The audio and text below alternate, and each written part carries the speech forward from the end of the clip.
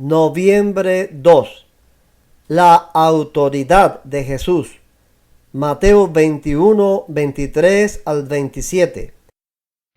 Jesús entró en el templo y mientras enseñaba se le acercaron los jefes de los sacerdotes y los ancianos del pueblo. ¿Con qué autoridad haces esto?, lo interrogaron. ¿Quién te dio esa autoridad? Yo también voy a hacerles una pregunta. Si me la contestan, les diré con qué autoridad hago esto. El bautismo de Juan, ¿de dónde procedía? ¿Del cielo o de la tierra? Ellos se pusieron a discutir entre sí. Si respondemos del cielo, nos dirá, entonces, ¿por qué no le creyeron? Pero si decimos de la tierra, tememos al pueblo, porque todos consideran que Juan era un profeta. Así que le respondieron a Jesús, no lo sabemos. Pues yo tampoco les voy a decir con qué autoridad hago esto. Marcos 11, 27 al 33. Llegaron de nuevo a Jerusalén, y mientras Jesús andaba por el templo, se le acercaron los jefes de los sacerdotes, los maestros de la ley y los ancianos. ¿Con qué autoridad haces esto?, lo interrogaron. ¿Quién te dio autoridad para actuar así? Yo voy a hacerles una pregunta a ustedes, replicó él. Contéstenmela y les diré con qué autoridad hago esto. El bautismo de Juan, ¿procedía del cielo o de la tierra? Respóndanme. Ellos se pusieron a discutir entre sí. Si respondemos del cielo, nos dirá, entonces, ¿por qué no le creyeron? Pero si decimos de la tierra, es que temían al pueblo porque todos consideraban que Juan era realmente un profeta.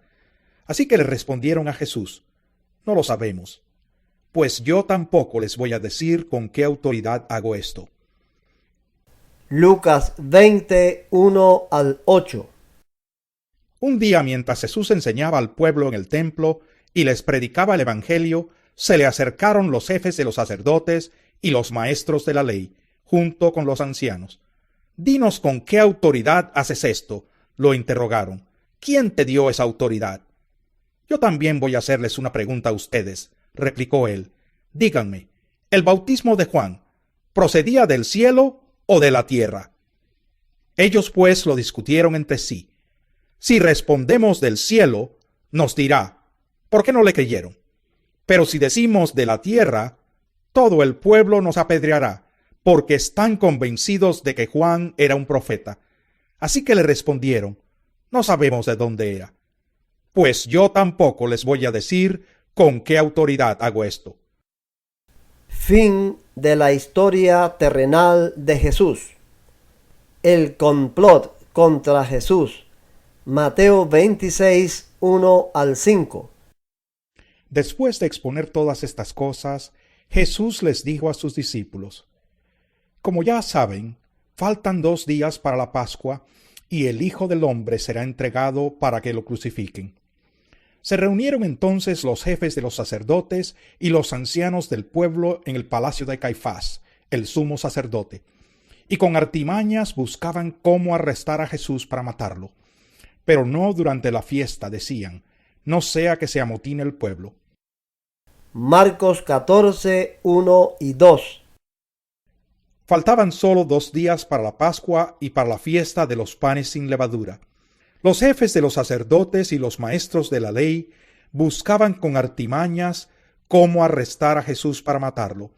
Por eso decían, no durante la fiesta, no sea que se amotine el pueblo. Lucas 22, 1 y 2. Se aproximaba la fiesta de los panes sin levadura, llamada la Pascua. Los jefes de los sacerdotes y los maestros de la ley buscaban algún modo de acabar con Jesús, porque temían al pueblo. Juan 11, 45 al 57. Muchos de los judíos que habían ido a ver a María y que habían presenciado lo hecho por Jesús, creyeron en él, pero algunos de ellos fueron a ver a los fariseos y les contaron lo que Jesús había hecho. Entonces los jefes de los sacerdotes y los fariseos convocaron a una reunión del consejo. ¿Qué vamos a hacer?, dijeron. Este hombre está haciendo muchas señales milagrosas. Si lo dejamos seguir así, todos van a creer en él y vendrán los romanos y acabarán con nuestro lugar sagrado e incluso con nuestra nación. Uno de ellos, llamado Caifás, que ese año era el sumo sacerdote, les dijo: «Ustedes no saben nada en absoluto. ¿No entienden que les conviene más que muera un solo hombre por el pueblo y no que perezca toda la nación?» Pero esto no lo dijo por su propia cuenta, sino que como era sumo sacerdote ese año, profetizó que Jesús moriría por la nación judía, y no solo por esa nación, sino también por los hijos de Dios que estaban dispersos, para congregarlos y unificarlos. Así que desde ese día convinieron en quitarle la vida. Por eso Jesús ya no andaba en público entre los judíos. Se retiró más bien a una región cercana al desierto, a un pueblo llamado Efraín, donde se quedó con sus discípulos. Faltaba poco para la Pascua judía, así que muchos subieron del campo a Jerusalén para su purificación ceremonial antes de la Pascua. Andaban buscando a Jesús y mientras estaban en el templo comentaban entre sí: «¿Qué les parece? ¿Acaso no vendrá la fiesta?». Por su parte, los jefes de los sacerdotes y los fariseos habían dado la orden de que si alguien llegaba a saber dónde estaba Jesús, debía denunciarlo para que lo arrestaran. Judas ofrece entregar a Jesús. Mateo 26, 14 al 16. Uno de los 12, el que se llamaba Judas Iscariote, fue a ver a los jefes de los sacerdotes. «¿Cuánto me dan y yo les entrego a Jesús?», les propuso. Decidieron pagarle 30 monedas de plata, y desde entonces Judas buscaba una oportunidad para entregarlo. Marcos 14, 10 y 11. Judas Iscariote, uno de los 12, fue a los jefes de los sacerdotes para entregarles a Jesús. Ellos se alegraron al oírlo y prometieron darle dinero. Así que él buscaba la ocasión propicia para entregarlo. Lucas 22, 3 al 6. Entonces entró Satanás en Judas, uno de los 12, al que llamaban Iscariote. Este fue a los jefes de los sacerdotes y a los capitanes del templo para tratar con ellos cómo les entregaría a Jesús. Ellos se alegraron y acordaron darle dinero. Él aceptó y comenzó a buscar una oportunidad para entregarles a Jesús cuando no hubiera gente. Jesús es ungido en Betania. Mateo 26, 6 al 13. Estando Jesús en Betania, en casa de Simón llamado el leproso, se acercó una mujer con un frasco de alabastro lleno de un perfume muy caro, y lo derramó sobre la cabeza de Jesús mientras él estaba sentado a la mesa. Al ver esto, los discípulos se indignaron. «¿Por qué este desperdicio?», dijeron. «Podía haberse vendido este perfume por mucho dinero para darlo a los pobres». Consciente de ello, Jesús les dijo: «¿Por qué molestan a esta mujer? Ella ha hecho una obra hermosa conmigo. A los pobres siempre los tendrán con ustedes, pero a mí no me van a tener siempre. Al derramar ella este perfume sobre mi cuerpo, lo hizo a fin de prepararme para la sepultura. Les aseguro que en cualquier parte del mundo donde se predique este evangelio, se contará también en memoria de esta mujer lo que ella hizo». Marcos 14, 3 al 9. En Betania, mientras estaba él sentado a la mesa en casa de Simón llamado el leproso, llegó una mujer con un frasco de alabastro lleno de un perfume muy costoso, hecho de nardo puro. Rompió el frasco y derramó el perfume sobre la cabeza de Jesús. Algunos de los presentes comentaban indignados: «¿Por qué este desperdicio de perfume? Podía haberse vendido por muchísimo dinero para darlo a los pobres». Y la reprendían con severidad. «Déjenla en paz», dijo Jesús. «¿Por qué la molestan? Ella ha hecho una obra hermosa conmigo.